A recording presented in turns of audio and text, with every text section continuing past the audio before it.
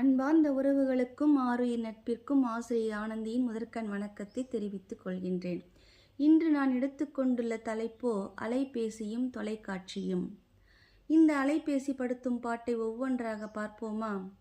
சின்னஞ்சிறு பூக்கள் கூட இல்லை தவறு, சின்னஞ்சிறு அரும்புகள் கூட பூக்காமலே கனியாகி விடுகின்றன.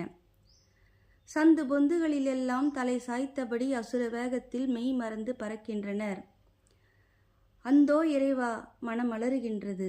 அவர்களுக்காக மட்டுமல்ல, வழிநெடுகச் செல்லும் அனைத்து உயிர்களுக்காகவும் தான். முழங்கால் தெரிகிறது என்று முழு பாவாடை தந்தது அரசாங்கம் 5ஆம் வகுப்பிலேயே.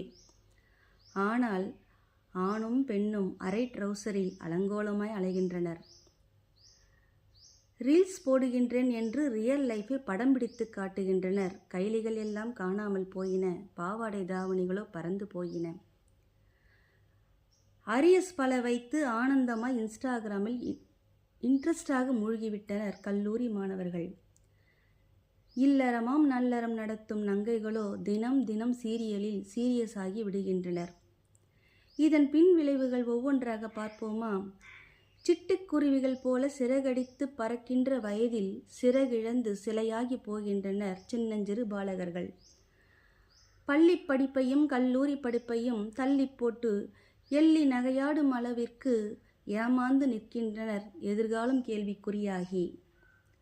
இதில் பாவம் யார் தெரியுமா? பாசம் வைக்கும் சுற்றம், முக்கியமாக தாத்தாவும் பாட்டியும். அடுத்ததாக பழியை தாங்கும் ஆசான்.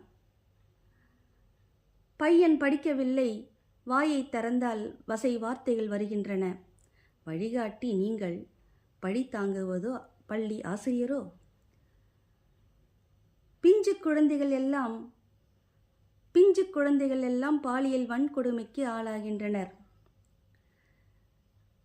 இன்னொரு சிந்தனை, மதுவும் மயக்க மருந்தும் தனி மனிதனை மட்டுமே அழிக்கின்றது. மேற்கண்டவைகள் எல்லாம் தன்னையும் தன் குடும்பத்தையும் தலைமுறைகளையே அழிக்கின்றது. சற்றே சிந்தியுங்கள், மடைமாற்றம் செய்யுங்கள். கிராமிய கலைகள் எத்தனையோ உள்ளன, கரகாட்டம், மயிலாட்டம், ஒயிலாட்டம் என்று. விளையாட்டுகளோ கராத்தே, குங்ஃபு, ஜூடோ என்று பல உள்ளன. அவற்றை நோக்கி பழகலாமே. பெண்கள் கூட புத்தகங்கள் படிக்கலாம், பயனுள்ள புத்தகங்கள் படிக்கலாம், கைத்தொழில் பழகலாம், யோகா செய்யலாம். இப்படி எத்தனையோ உள்ளனவே. சிந்தியுங்கள் தோழர்களே.